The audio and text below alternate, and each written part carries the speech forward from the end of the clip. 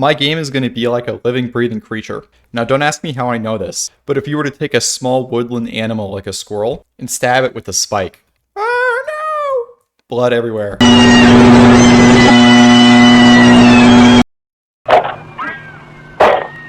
It heals itself, right? This squirrel is able to survive in any number of environments. It responds to challenges dynamically, responds to weather by hiding in a hole, collects nuts for future. It's a complex system interacting with a changing environment. Squirrel has certain actions it runs around, and it receives resources from the environment and feedback, just in general.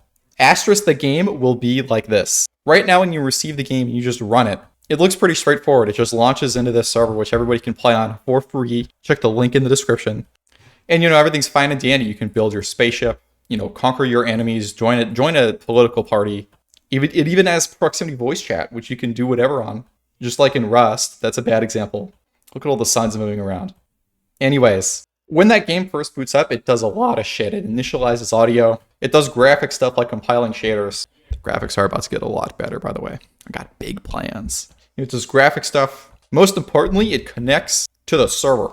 Now, this is pretty big because this is pretty often going to fail if the server's down or something else is happening. Funny enough, before in the old builds, it would just shut down. Let me show you. I'm going to turn off my Wi-Fi. We're going to launch an old build of the game. Oh shit! I just realized my webcam is done over Wi-Fi, so that's why it's frozen now. That's kind of funny. Let's go to release 21 and run it. You'll see it just kind of hangs for a little bit.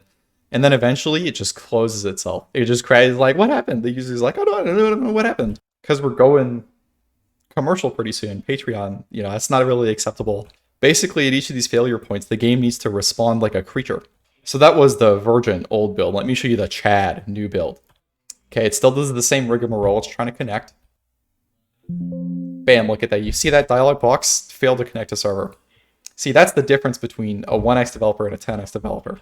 I also added these logs, right? So the game tells you what's going on. You can send these logs when you get a bug, a crash report. The last thing I need to do is add what's called a crash handler. That makes it so that even if the game crashes, it'll have a warning and give the user some feedback and also tell them to send the logs. We're getting some quality. We're getting some quality in here. But yeah, the end result of this needs to be that every single failure point possible is addressed in some manner to the user. So there's never any random crashes. I was debating making the game self-update even. That's even more like a creature, right? It grows and evolves by itself over time. It's its own unit. It's a little piece of life you hold in the palm of your hand inside the computer. But I kind of decided against it because I thought it was kind of janky, self-updating. For now, it'll just also give you a warning if the version is behind or something. I'm also finally adding a EULA, the end user license agreement. It's very critical. No pedophiles, rule number 1. Okay, I don't even care if you're not acting like a pedophile. If you are one, you're not allowed. But yeah, I think that's important. I'm not really sure why. I just know every game you download as an end user license agreement probably for a reason. So just copying somebody else's. This is not legal advice. We got a shorter and shorter list of stuff left to do. For general robustness, we're going to see how many robust tags I have in the code base. These are little bits and pieces of reminders to myself to do something to make the game more robust. I want to finish all of these by the time I'm doing the Patreon ship, which is likely in a few days, maybe more like a week. A lot of time now. I'm going to finish this shit, bro. I'm going to add like the end game objective. I'm also going to get a week ahead with updates in videos. So that way, if you're subscribed, you never miss a day. New build of the game, new everything, $5 a month. Wait, that's the weekly. The $20 a month is the super. I'm also going to make it so if you pay $20 a month, you can host your own game server. But yeah, all these tags just to make shit more reliable. 26 results. This doesn't look like 26. I'm kind of bad at counting.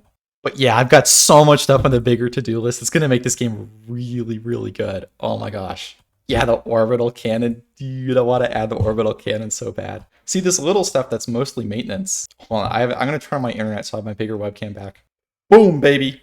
All this little stuff it would used to seem very monotonous and boring to me as a younger programmer. I would want to do the fun stuff.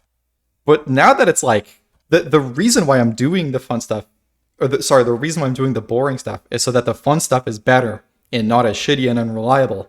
That's like exciting to me. It's like, yo, I can actually make it not brittle and like a really good experience for the end user. I have some really cool ideas. I know exactly what I'm going to do for the next step in the proximity voice chat. For those of you who have played Outer Wilds, it'll be a lot like that like radio listener thing. Anyways, this is all I got for you guys today. Don't forget,